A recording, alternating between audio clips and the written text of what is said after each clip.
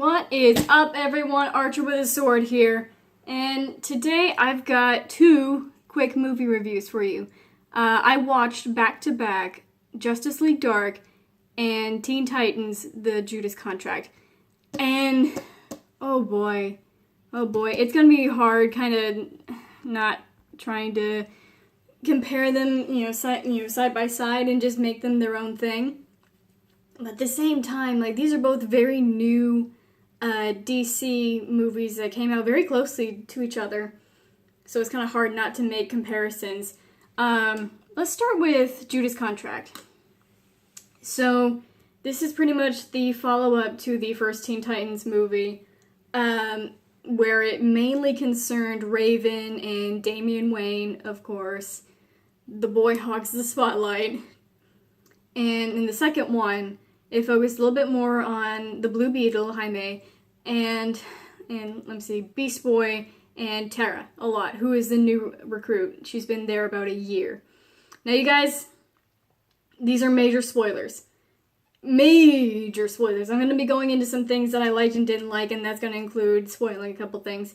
So if you're okay with spoilers and you want to know, what's really going on, then keep watching. If you don't, I'm sorry. But, this is mainly if you've already seen it or you want to see it and you want to know what I think about it. There you go. So, I love this movie a lot because it gives... I swear I'm not doing this just a fangirl, but I love giving Nightwing more spotlight. That sounded really fangirly already. I know, I'm sorry. I love Nightwing! I love him! Past, present, future, I love Nightwing! So whenever he got a little bit more spotlight, I was like, yee! So he's returning, kind of helping out with the Teen Titans. And that briefly, it wasn't a whole arc or anything, but it briefly covered,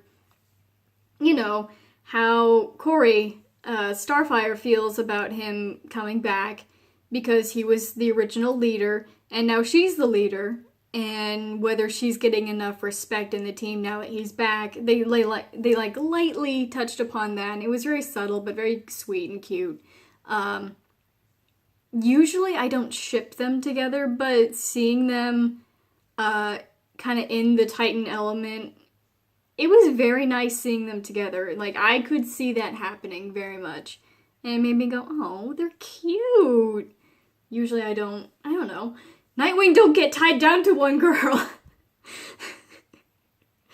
I'm such a fangirl. Alright, anyway. Damian was kind of taken out of this a little bit more for good reason. Something happens where, he's MIA for a little bit. And that really did give Beast Boy a chance to be fleshed out. I love Beast Boy as much as anyone else. In the cartoon and in the comics, he's adorable. I love him. And even though, the voice actors run out the same, the voice actors from Teen Titans, the animated series, and from the movies are different, I absolutely love this boy's voice actor. He fits it so well. He's got it, down to a T. They still do the romance with Beast Boy and Tara. It's just, ooh, Tara is salty in this. She is. She's just a salty girl.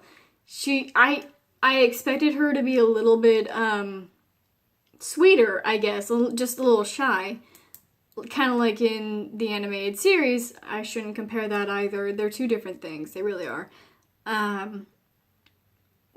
But she's so stone cold and serious, and it kind of makes me wonder, guys, why didn't you have suspicions about her, being a double agent in the first place? Because she showed, so many hostile signs a little bit against him. She wouldn't let anyone near her. She wouldn't let Raven, get inside her head to maybe help her with her nightmares and her reoccurring flashbacks. They were giving her PTSD, and that should have been kind of a tip-off, and I think it was a tip-off for Damian. For Damian and for Raven, it slowly started to tip them off, okay, this is a little more than being a little uncomfortable with us. but no one else, I don't know. And of course, you know, just like in the cartoon, Tara betrays the Titans and she's working with Slade.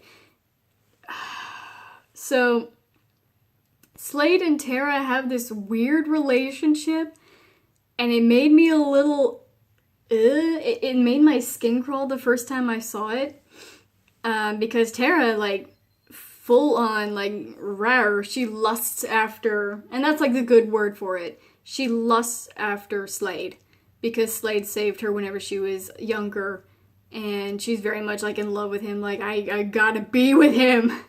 And Slade kind of plays to it, like, he's like, yeah, of course, darling, we're gonna be together after this mission's over, yeah.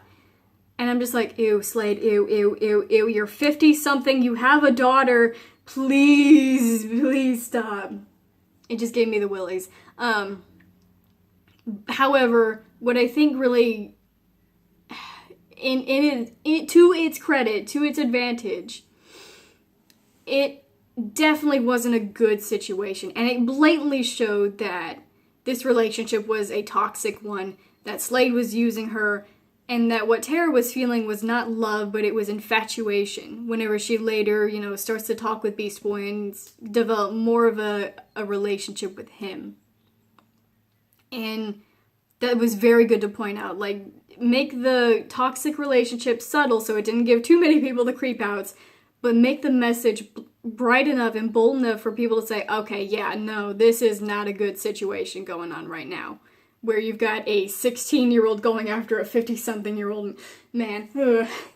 But still, really, the threat, Brother Blood, I don't know, the whole hive thing, it didn't seem as ominous or threatening.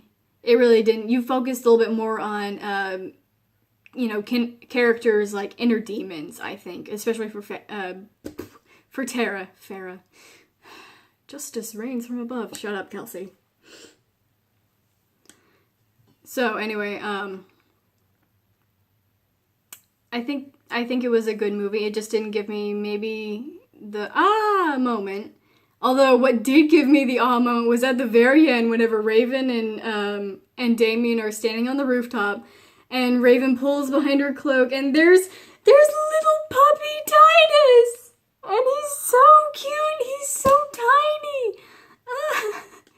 And I'm just like, Raven, give Damien Titus! I like, whisper screamed it because it was, like, late at night whenever I was watching it.